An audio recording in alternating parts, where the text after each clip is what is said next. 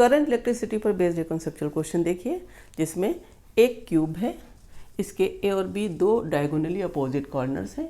Cube 12 equal resistances से मिलकर बना हुआ है।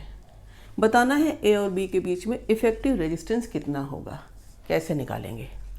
पहली बात, जिन दो पॉइंट्स के बीच में इफेक्टिव रेजिस्टेंस निकालना है, उनके बीच में एक फिजिशियस बैटरी, अपने मन से एक काल्पनिक बैटरी जोड़ ली। बैटरी के पॉजिटिव से जितनी करंट चलती है, नेगेटिव में उतनी ही करंट पहुंचनी चाहिए। करंट हर ब्रांच में बहेगी।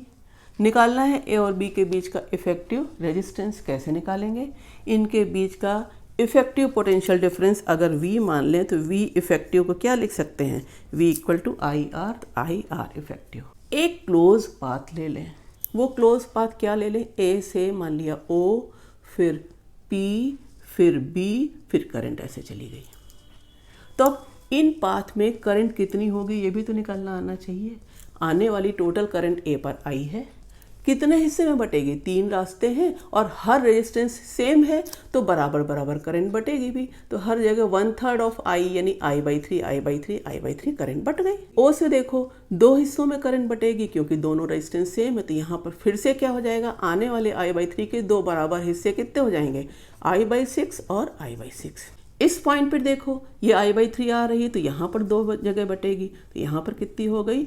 I/6 और इसमें भी कितनी हो गई? I/6। इसी तरीके से इस कॉर्नर पे देखो, ये I/3 आ रही थी तो एक इधर चली जाएगी I/6 और इधर आ जाएगी I/6। अब इस पॉइंट पे देखो, ये I/6 ये I/6 मिलके कितनी हो गई? I/3। इस पॉइंट पे देखो, यहाँ I/6 यहाँ I/6 दोनों मिलके कितनी हो गई? I/3।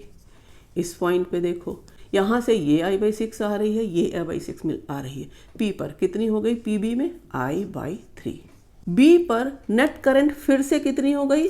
I/3 plus I/3 plus I/3 यानी I हो गया ना। जितनी करंट सेल के पॉजिटिव टर्मिनल से चली थी, A पर पहुंची थी, वो फिर से मिलकर B पर I हो गई और उतनी ही करंट सेल के नेगेटिव टर्मिनल में पहुंच रही।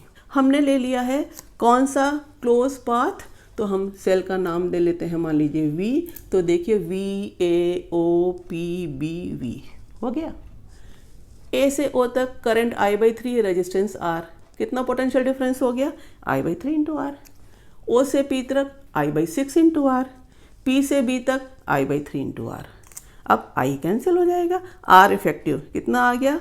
R/3 plus R/6 plus R/3 कितना हो गया? 5/6 R।